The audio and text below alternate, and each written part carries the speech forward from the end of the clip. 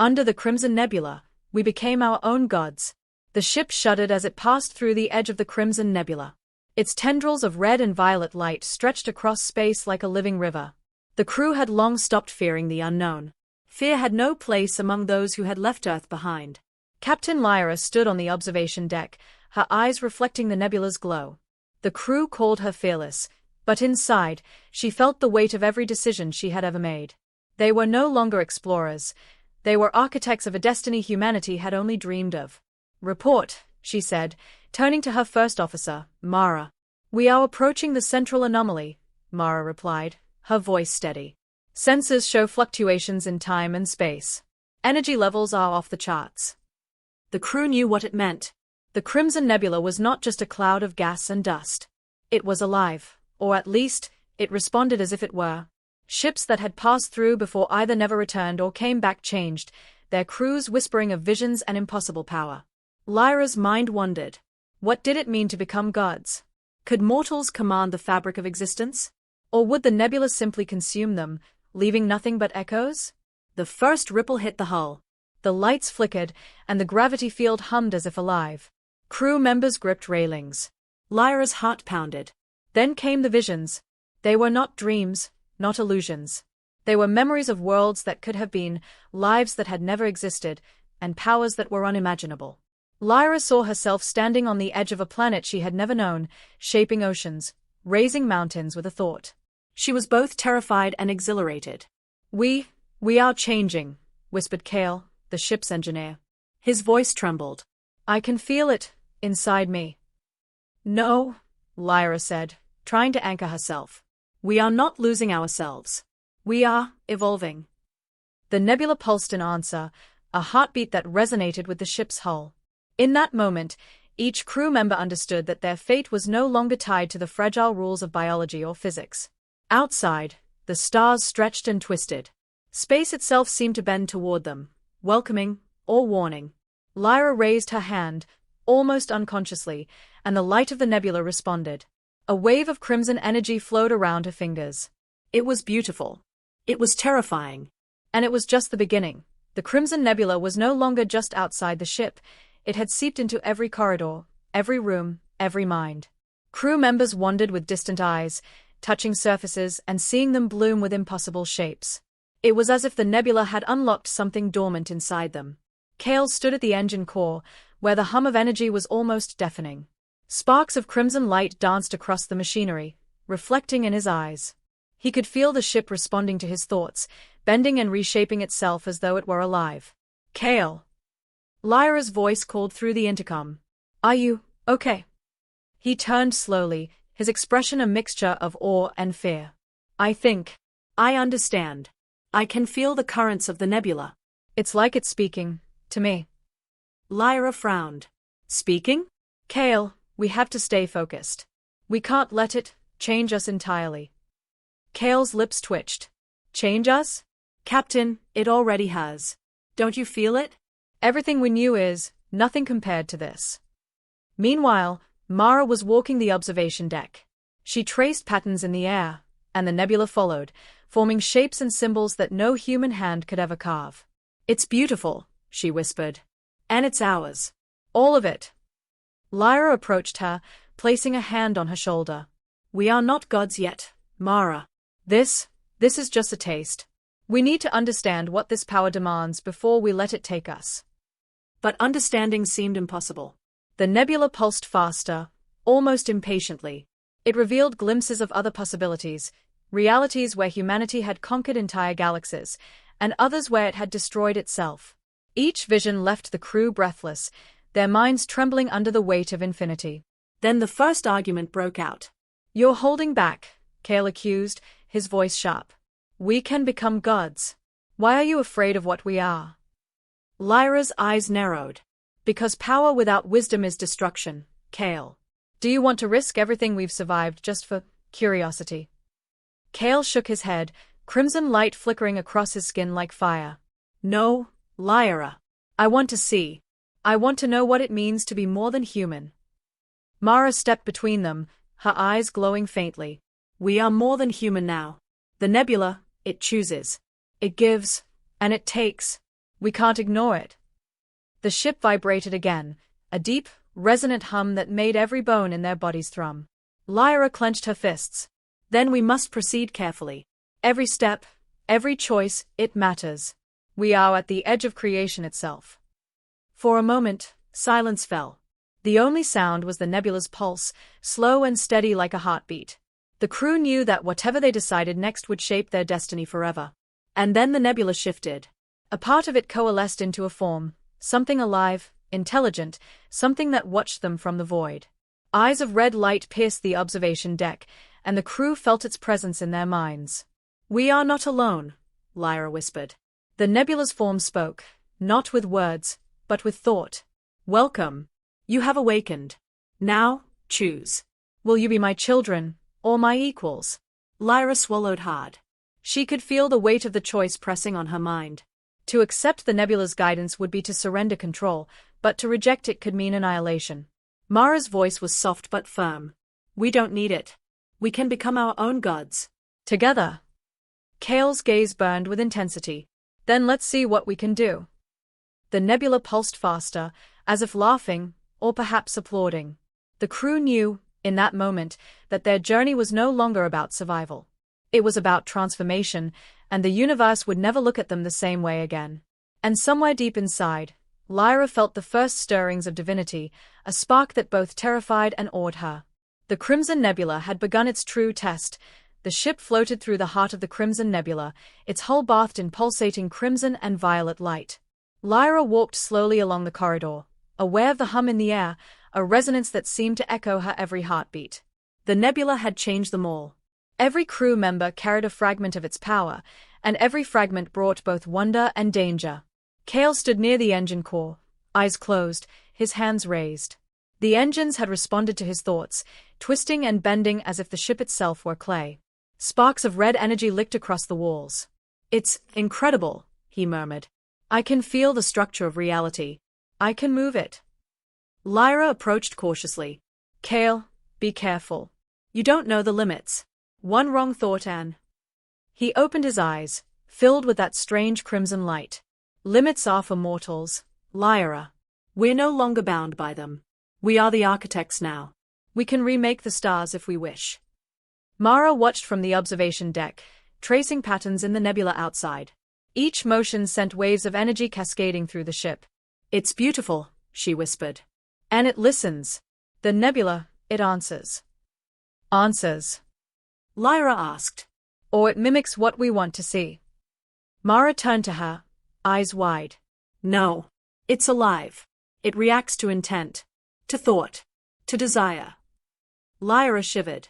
She had glimpsed it herself, the visions of worlds that could be, shaped by her own mind. The thought made her heart race. Could they really become gods? The first test came unexpectedly. A cargo crate had been knocked loose in the engine room. Kale waved a hand, and the crate lifted effortlessly, spinning in the air as if weight no longer existed. Then, almost instinctively, he reshaped it, flattening it, elongating it, twisting it into something both beautiful and unrecognizable. Mara gasped. "You're creating." Kale laughed, a sound that was both exhilarated and unsettling. "We can create. Not just matter, energy, time, even thought. Everything is ours if we dare to take it." Liora placed a hand over her chest. "And what about consequence? Every action here has weight. Every creation changes reality itself." But Kale ignored her. The energy around him surged, crimson sparks dancing like fireflies. The ship trembled under his power, and the nebula outside shifted in response, its glowing tendrils reaching inward, as if curious or hungry. It was then that the first rift appeared. One of the junior crew members, Ryn, had become obsessed with the nebula's visions. She had begun shaping her own miniature worlds in the ship's cargo bay, bending reality without restraint. Liora found her standing amid floating shards of planets, stars flickering in midi. "Ryn!" Liora shouted. "Stop! You don't understand what you're doing." But Ryn only smiled, eyes reflecting distant galaxies. "I do, Captain. Don't you feel it?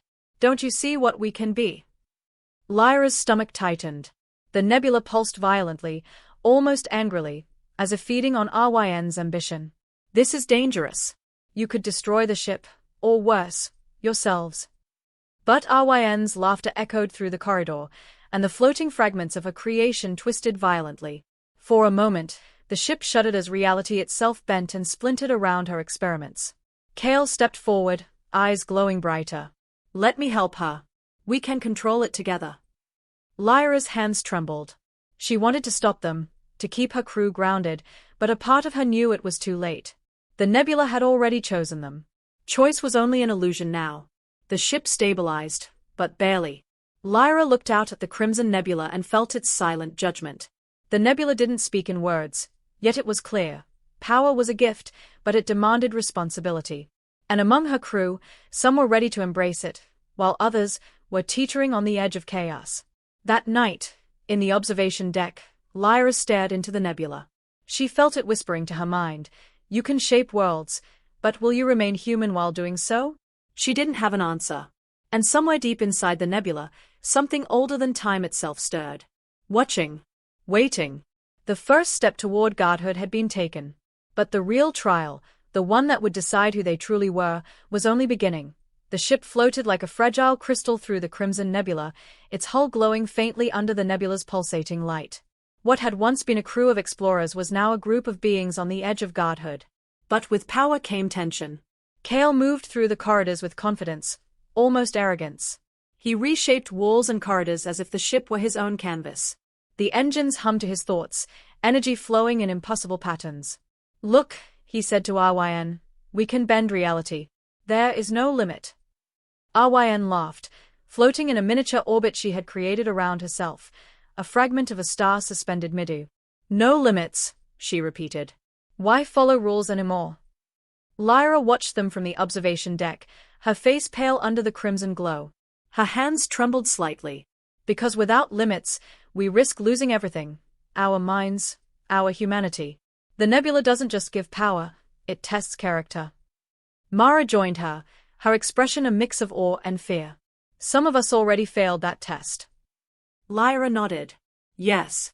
Kale, Ryn, they are intoxicated by it. They think godhood is freedom, but they haven't felt the weight of responsibility yet." The first real fracture came during a council of the crew. Liora tried to mediate. "We must proceed together. The nebula is powerful, yes, but it can also destroy us. We cannot act recklessly." Kale's eyes burned with crimson light. "We are gods. We don't need councils or orders. The nebula chose us because we are worthy." Ryn clapped her hands, and a small galaxy shimmered into existence between them. "See? Why obey rules when we can create?" Liora felt a cold dread in her chest. Because creation without control becomes chaos. You may think you are shaping worlds, but you are shaping danger. A sudden tremor shook the ship. Alarms screamed as the nebula responded violently. Red and violet tendrils wrapped around the hull, probing, testing, punishing. Crew members were thrown to the floor as the lights flickered. Kale grinned, his eyes wild. "It's beautiful. The nebula answers to us. Or maybe, it wants us to test it." Mara's voice was sharp. "Or maybe it's warning us. You're playing with forces you don't understand." The ship stabilized, but tension lingered like smoke. Liora realized that the real danger wasn't the nebula, it was her crew. Power was splitting them, awakening ambition and fear in equal measure. That night, Liora wandered the observation deck alone, staring into the glowing expanse of the nebula. She felt its pulse in her mind, a rhythm that echoed the heartbeat of creation itself. "Do you fear what you have become?" the nebula seemed to ask. She swallowed hard. "I fear losing myself, and losing them." And then came the whispers. Not from the nebula, but from within the ship. Thoughts she didn't recognize, desires she hadn't voiced. Kale and Ryn had begun influencing the minds of others, subtly, shaping ambition and fear like clay. Liora felt it in Mara, felt it in herself, even. Doubt. Temptation. The pull of limitless power was intoxicating, a voice promising that restraint was weakness. The next day, the crew gathered to attempt a bold experiment, bending space to create a miniature star inside the ship. Kale and Ryn were in their element, weaving energy like musicians. Liora and Mara tried to maintain order, guiding the process carefully. But chaos erupted. The star flared violently, destabilizing the ship's gravity. Alarms screamed again. Crewmates were thrown against the walls. Mara's hands glowed as she tried to stabilize the energy, her voice straining. We can't control it. Stop pushing it. Kale laughed, exhilarated. You're afraid. That's the difference. We're not afraid. Liora grabbed his arm, crimson sparks dancing along her skin. Kale, listen to me. If you don't stop, the nebula will destroy us all. For a moment, the world seemed to hang suspended, the star flaring, the nebula pulsating, and the ship trembling on the edge of catastrophe. Then Mara's energy stabilized the star just enough to prevent disaster. Breathing heavily, Liora turned to her crew. This is the first of many tests. Not of strength, not of power, but of restraint. If we cannot master ourselves, the nebula will consume us. Kale and Ryn exchanged defiant glances. Neither spoke, but Liora knew the divide had grown. Some would embrace godhood without hesitation, and some would cling to their humanity. The Crimson Nebula pulsed around them, patient, watchful, as if it knew that the true trial had only just begun. And somewhere deep in its swirling light, something older than the stars stirred. Waiting. The gods they could become were not just made of power. They were made of choice. The Crimson Nebula shifted around the ship, waves of crimson and violet light curling like living smoke. The crew moved through its corridors, aware that the nebula's presence had grown stronger. Each heartbeat resonated with its pulse, each thought mirrored in its shimmering tendrils. Liora felt it first, an intrusion into her mind, a subtle tug at her will. Shadows of possible choices, worlds she could create, lives she could remake. She shook her head, trying to hold on to herself. I am still human. I have to remain human. But not everyone resisted. Kale and Ryn had begun testing the nebula's limits. They created miniature storms, spun fragments of matter into strange new forms, and bent light and energy like playthings. Each success only deepened their arrogance. It's beautiful, Ryn said, letting a fragment of a star float through her fingers. We can make anything. Be anything. Why hold back? Kale's eyes glowed brighter than ever. Because holding back is for the weak. We are gods. The nebula confirms it. Don't you feel it? It listens, responds, obeys us. Lyra's chest tightened. Obeys us? Or lures us into forgetting what we are? The nebula pulsed suddenly, violently, sending waves of energy through the ship. Liora stumbled, gripping the railings. It's testing us, she said, her voice trembling. Individually. It wants to see what we truly are. Mara appeared beside her, her eyes scanning the observation deck. Then we face our trials, she said. Each of us will see what the nebula shows, and it will not be kind. The first trial came for Kale. Alone in the engine room, he felt the nebula wrap around him, whispering possibilities. Worlds unfolded in his mind. Galaxies he could create, civilizations he could destroy, stars he could ignite or snuff out with a thought. The temptation was overwhelming. You could do it all, the nebula seemed to say. No limits, no consequences. Be the god you were born to be. Kale's lips curved in a smile. I am the god. But even as he embraced the vision, a shadow flickered at the edge of his mind, a reflection of destruction, a glimpse of himself lost in chaos. The nebula had shown him not only his power but the cost. Meanwhile, Liora and Mara were pulled into their own trials. Liora saw herself in a reality where she ruled entire civilizations, shaping lives and events with a thought. But every action left trails of suffering she could not undo. This is what power does, she realized. It does not answer to morality. Mara's trial was different. The nebula whispered of hidden fears, of regrets, of the fragile nature of her human mind. She saw the crew fractured, torn apart by ambition and desire. She could feel their minds reaching for her, asking for guidance or control. The ship trembled as each crew member faced their visions. Some embraced them, intoxicated by the nebula's gifts. Others resisted, holding desperately to their humanity. The corridors became a battlefield not of weapons, but of will and thought. Then, in the observation deck, Liora saw Kale and Ryn together, their powers entwined, creating a fragment of a galaxy midi. It was beautiful, but unstable. The nebula pulsed violently in response, sending a shockwave through the ship. Alarms screamed. Gravity fluctuated. Stop! Liora shouted. Do you understand what you're doing? Kale's grin was unwavering. We are understanding it perfectly. We are gods, Liora. You're just afraid to embrace it. Ryn laughed. You've already begun to see it, haven't you? The power, it changes you. Liora felt the pull herself, the allure of infinite creation. She shook her head violently. I will not be consumed. We may have the power to become gods, but we are still human, and humans have a responsibility the nebula cannot understand. The nebula pulsed again, as if testing her resolve. Liora could feel the weight of every choice, the cost of restraint, the danger of ambition, the fragility of her crew. She realized that survival alone was not enough. To master the nebula, they would have to master themselves. The trials left scars. Some crew members were changed in ways they did not understand. Others doubted their own minds, unsure where their thoughts ended and the nebula's influence began.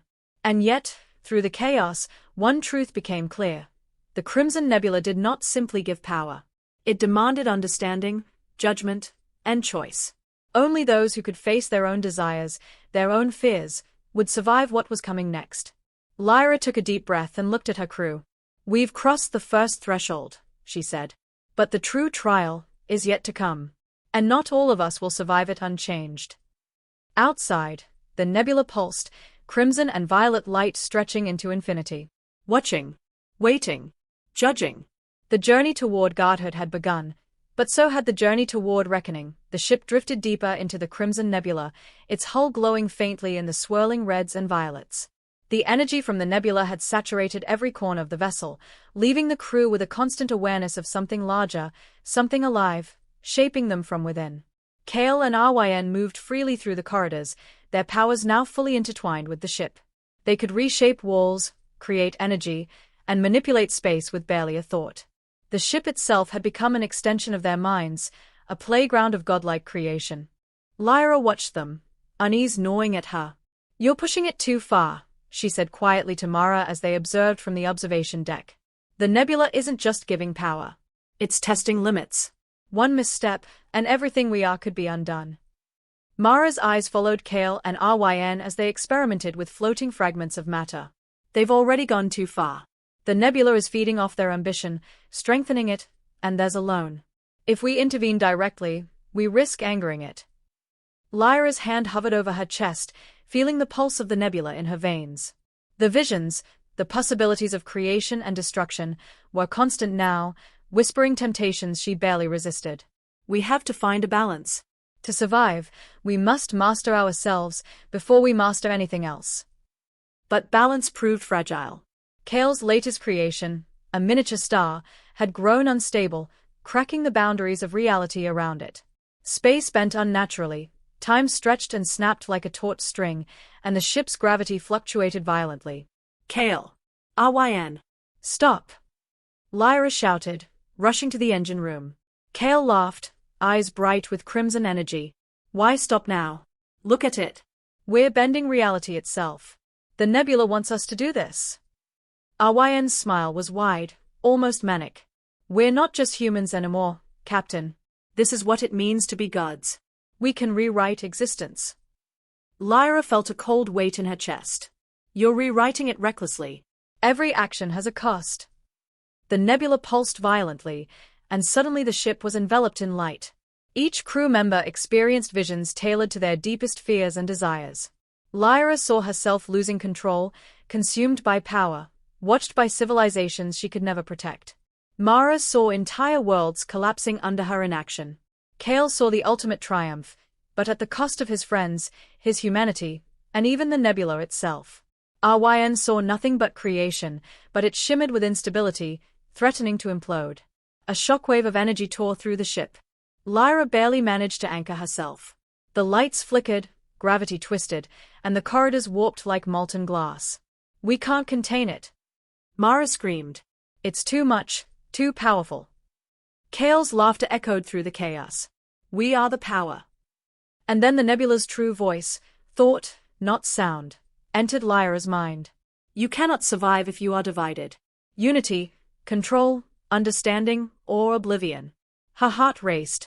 She realized that the nebula's test was no longer about skill or courage, it was about harmony, the ability to wield godhood without being consumed. Liora reached out with her mind, trying to stabilize the chaos.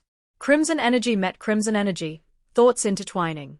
Slowly, she anchored Kale and Ryn, threading her will with theirs, binding their power to something greater, something that resembled control. For a moment, silence fell. The ship floated still, suspended in the nebula's glow. The miniature star stabilized, spinning quietly in the center of the engine room. Kale's eyes softened, no longer blazing with uncontrolled energy. I didn't realize, he muttered. Ryn's gaze met Liora's. We thought we were ready, but we're not gods yet. Not truly. Liora nodded, exhaustion pressing against her. No. Not until we understand ourselves and the responsibilities of creation. Mara placed a hand on Liora's shoulder. The nebula is patient. But it will not wait forever. It's testing us, shaping us. We must choose wisely, together. The ship floated silently amid the swirling colors, a fragile cradle of humanity and power. The crew had glimpsed the edge of creation, felt the pulse of godhood. But the real journey, the one that would define whether they became gods or victims of their own ambition, had only just begun.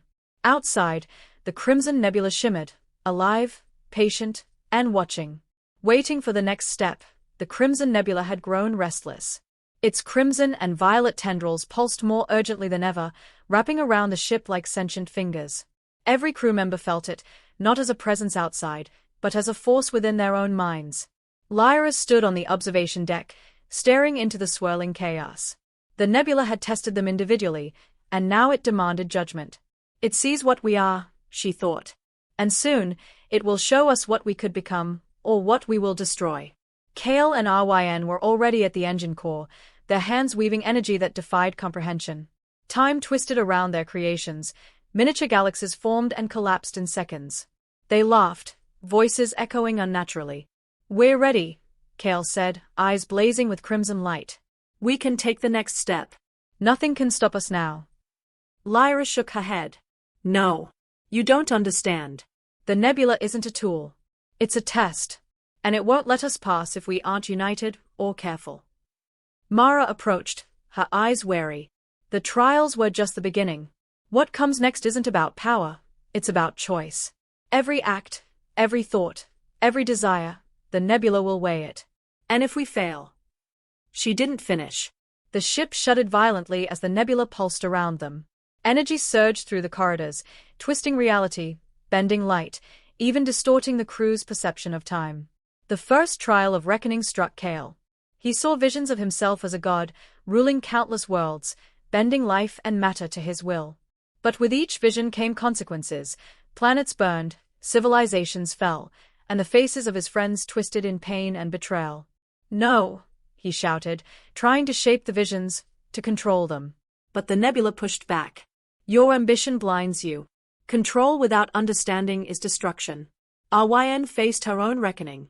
She had always sought creation without limits. Now she saw it. Every galaxy she spun into being collapsed into chaos, every civilization she imagined destroyed by her carelessness. Fear flickered in her eyes, for the first time since entering the nebula. Liora stepped forward. Kale, Ryn, this is the cost. Creation without responsibility is annihilation. You must see it before it's too late. But even as she spoke, she felt the nebula probing her mind. Visions of godhood, of omniscience, of infinite power, tempted her. A part of her longed to embrace it, to become more than human. Yet she resisted. Not yet. Not like this. The ship quaked as energy surged through the hull. The nebula's pulse had become a judgment, weighing the crew's hearts, their choices, their desire for power. Every crew member felt it, some trembling with fear, some exhilarated, some struggling to hold on to themselves. Mara's hands glowed as she stabilized a fragment of the nebula that had entered the ship.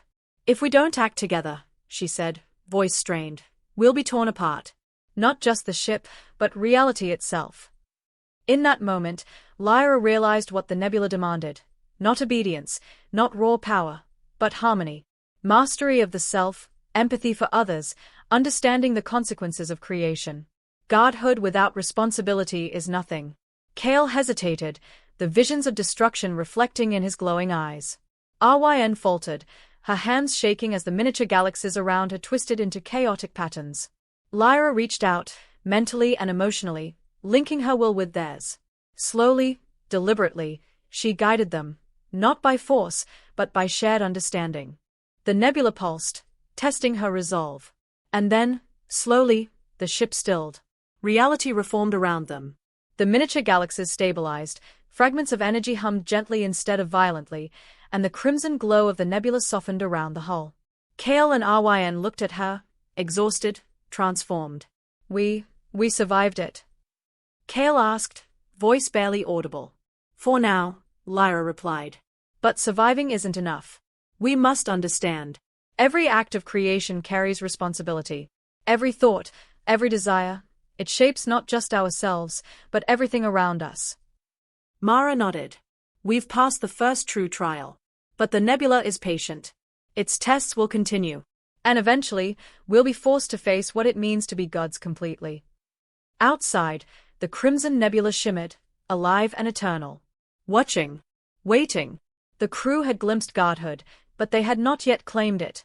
And somewhere deep in its crimson heart, the nebula waited for the next step. For the choice that would define not just their lives, but the fate of everything they could touch. The Crimson Nebula glowed brighter than ever, its crimson and violet light spilling across the ship like molten fire. The pulse of the nebula had grown into a roar in their minds, vibrating with the weight of eternity. The final test had begun. Liora stood at the observation deck, hands pressed against the glass. Outside, the nebula twisted into shapes she could not comprehend. Worlds forming and collapsing, stars burning in impossible patterns, all seemingly watching her. She could feel the nebula probing her deepest desires, asking the ultimate question. Will you become gods, or remain human? Kale and Ryn were beside her, their powers flaring, yet tempered now by the lessons of the previous trials. Kale's eyes no longer burned recklessly. Ryn's hands trembled with the weight of responsibility. It's time, Kale whispered. We either embrace it fully, or we lose everything. Liora took a deep breath. Godhood is not just power. It's responsibility. Creation without understanding is destruction. We must choose carefully. The nebula pulsed violently, as if impatient. Visions filled their minds, realities they could shape, lives they could create or end, universes they could command with a thought. The temptation was irresistible. Kale stepped forward. I see it now. The power, it's ours. But I also see the cost. Without control, it destroys. His voice was steady, reverent even. I choose to create, but wisely. To become a god, yes, but one who understands responsibility. Ryn nodded, tears streaking her glowing face. I was blind to the danger before. I thought power was everything. But it isn't. It's about choices. I choose life. I choose balance. Liora felt the nebula's pulse in her own veins, a rhythm that echoed the heartbeat of the universe itself. She realized, in that moment, that the path to godhood was not domination, not omnipotence, it was understanding, compassion, and unity. She extended her hand toward Kale and Ryn. Together, we shape the nebula, not through greed, but through purpose. Together, we can become something greater than what we were. The nebula shivered at their unity. Crimson and violet tendrils wove around the ship, responding to their linked thoughts, their shared will. Stars shimmered, galaxies shifted, and a sense of calm spread across the ship. The chaos was replaced by harmony. The crew felt themselves change, not in body, but in essence. Thoughts and energy intertwined, the boundaries of mind and matter bending, yet contained by their combined will. They were no longer ordinary humans, but neither were they omnipotent tyrants. They had become something new, guardians, creators, gods tempered by humanity. Kale laughed softly, the sound filled with awe. We did it, not alone, but together. The nebula, it accepted us. Ryn smiled through tears. It's beautiful. All of it. And yet, it isn't ours to dominate. We share it. We respect it. Liora looked out at the nebula, her mind calm, her heart resolute. We've become gods, not by taking, but by understanding. Not by conquering, but by choosing. The nebula pulsed one final time, a wave of energy that resonated through the ship, through the crew, through every fiber of their being. Then it quieted, a gentle hum that felt like approval. The ship floated in the heart of the Crimson Nebula, no longer fragile, no longer threatened, but part of something greater. The crew had faced temptation, ambition, and chaos, and emerged whole. Outside, the nebula shimmered like a living tapestry of creation, endless and eternal. And for the first time, Liora understood, godhood was not about power. It was about choice, unity, and the courage to bear responsibility for all one could touch. The Crimson Nebula pulsed softly, a heartbeat in the universe, and within its light, humanity's dream had been reshaped, not destroyed, but reborn. The crew had become their own gods. And in that moment, the universe seemed to hold its breath, waiting to see what they would create next. Time passed differently within the Crimson Nebula. Days, years, and centuries seemed to fold into each other, but the crew of the ship moved forward, not as ordinary humans, but as beings who had chosen to bear the weight of creation. Liora walked through the observation deck, her hands brushing along the hull. The nebula's glow responded gently to her touch, a subtle reflection of harmony and understanding. Around her, Kale and Arwayan moved with quiet purpose, shaping energy and matter, not recklessly, but thoughtfully, guided by the lessons they had learned. Mara stood beside her, eyes bright.